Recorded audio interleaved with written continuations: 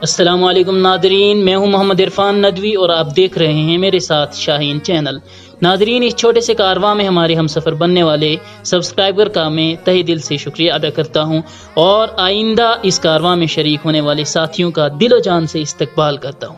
ناظرین، ویڈیو شروع کرنے سے پہلے آپ سے گزارش ہے کہ میری ہر آنے والی ویڈیو کو لائک اور شیئر ضرور کریں اور کمنٹس میں اپنی رائے کا اظہار کریں۔ تو چلتے ہیں آج اپنے نئے موضوع کی طرف۔ بسم اللہ الرحمن الرحیم۔ سورۃ الضحیٰ کے الفاظ معانی۔ الضحیٰ، سورج کی روشنی، صبح کی روشنی۔ اللیل، رات۔ اذا منے جب، سجا چھا جائے، ما جو نہیں اور یہاں نہیں کے معنی لیے گئے ہیں۔ ودع چھوڑ دیا، قلا بیزار ہوا، کسی سے متنفر ہو کر تعلق توڑ دیا، کسی کو ناپسند کرتے ہوئے چھوڑ دیا۔ اولا، پہلی۔ آخرہ، بعد میں آنے والی۔ سوفا، عنقریب، تھوڑا وقت گزر جانے کے بعد۔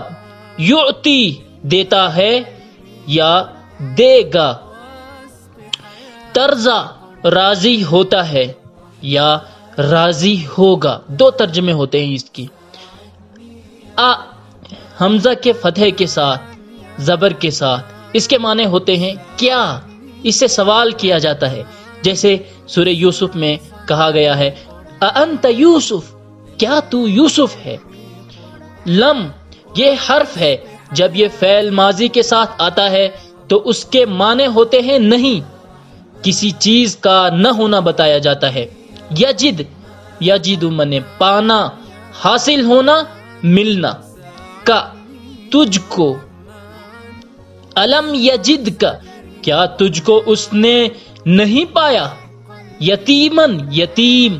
آوا، پناہ دینا، جگہ دینا۔ ضالن، بھٹکنے والا۔ ہدا، ہدایت دینا، راستہ دکھانا۔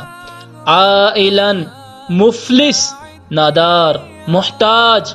اغنا، مالدار بنانا۔ لا تقہر، آپ سختی نہ کیجیے۔ لا تنہر، آپ مت جھڑکیے۔ نعمت ربک، تیرے رب کی نعمت۔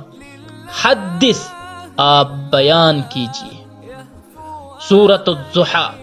والضحیٰ واللیل اذا سجا، ما ودعك ربك وما قلى وللآخرة خير لك من الأولى ولسوف يعطيك ربك فترضى ألم يجدك يتيما فآوى ووجدك ضالا فهدى ووجدك عائلا فأغنى فأما اليتيم فلا تقهر وأما السائل فلا تنهر وَأَمَّا بِنِعْمَةِ رَبِّكَ فَحَدِّثْ۔ وَالضُّحَىٰ، قسم ہے دھوپ چڑھتے وقت کی۔ وَاللَّيْلِ إِذَا سَجَا، اور رات کی جب وہ چھا جائے۔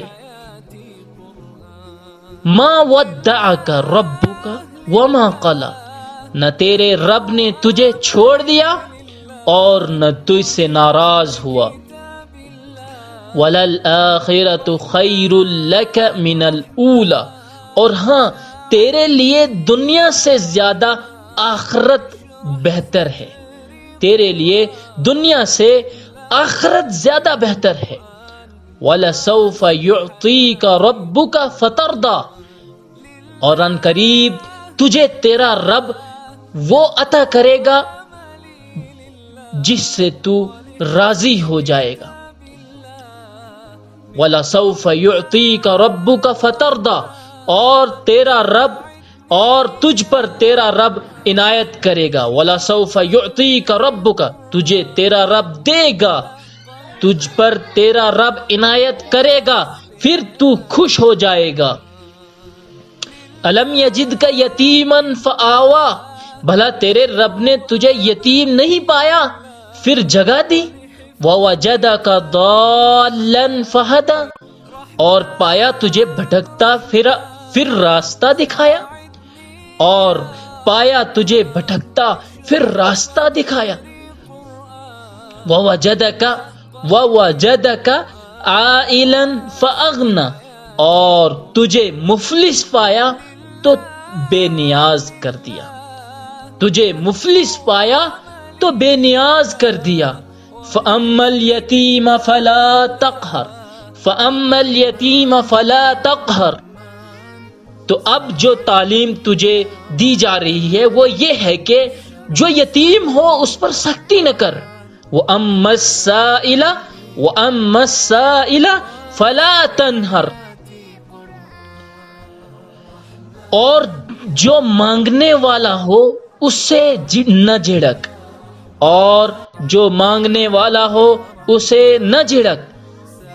وَأَمَّا بِنِعْمَةِ رَبِّكَ فَحَدِّثْ، اور جو تجھ پر تیرے رب کا احسان ہے اس کو بیان کر۔ سورۃ الضحیٰ، اس کا مضمون صاف بتا رہا ہے کہ یہ مکہ معظمہ کے بالکل ابتدائی دور میں نازل ہوئی ہے۔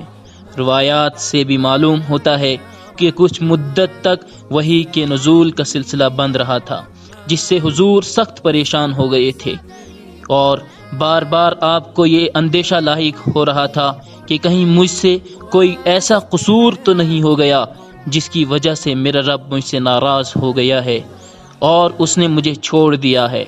اس پر آپ کو اطمینان دلایا گیا کہ وحی کے نزول کا سلسلہ کسی ناراضی کی بنا پر نہیں روکا گیا تھا، بلکہ اس میں وہی مصلحت کار فرما تھی جو روز روشن کے بعد رات کا سکون طاری کرنے میں کار فرما ہے۔ یہی وحی کی تیز روشنی اگر آپ پر برابر پڑتی رہتی تو آپ کے اعصاب اسے برداشت نہیں کر سکتے، اس لیے بیچ میں وقفہ دیا گیا تاکہ آپ کو سکون مل جائے۔ یہ کیفیت حضور صلی اللہ علیہ وسلم پر نبوت کے ابتدائی دور میں گزرتی تھی، جبکہ ابھی آپ کو وحی کے نزول کی شدت برداشت کرنے کی عادت نہیں پڑی تھی، اس بنا پر بیچ بیچ میں وقفہ دینا ضروری تھا۔ بعد میں جب حضور صلی اللہ علیہ وسلم کے اندر اس بار کو برداشت کرنے کا تحمل پیدا ہو گیا تو طویل وقفے دینے کی ضرورت باقی نہیں رہی۔ سورۃ الضحیٰ کا موضوع اور مضمون کیا ہے؟ اس کا مضمون رسول اللہ صلی اللہ علیہ وسلم کو تسلی دینا ہے، اور مقصد اس پریشانی کو دور کرنا ہے جو نزول وحی کا سلسلہ رک جانے سے آپ کو لاحق ہو گئی تھی۔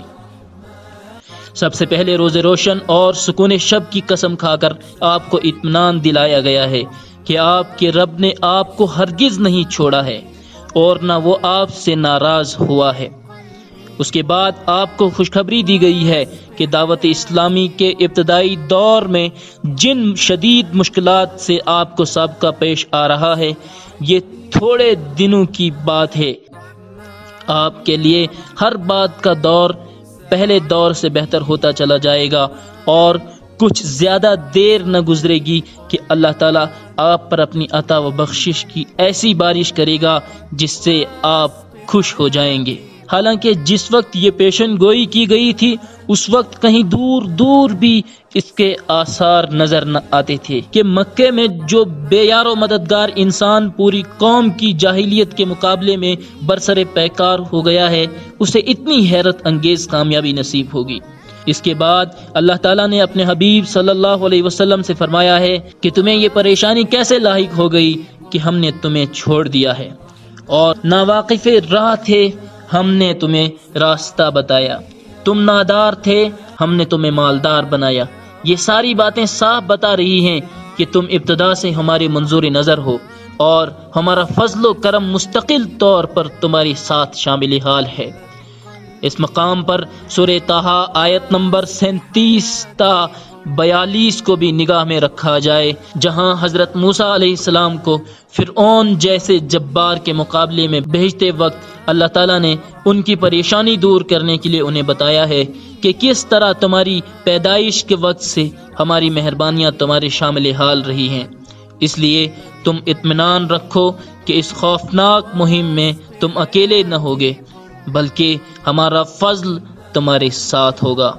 آخر میں اللہ تعالیٰ نے نبی کریم صلی اللہ علیہ وسلم کو بتایا ہے کہ جو احسانات ان کے جواب میں خلق خدا کے ساتھ تمہارا برتاؤ کیا ہونا چاہیے اور ہماری نعمتوں کا شکر تمہیں کس طرح ادا کرنا چاہیے۔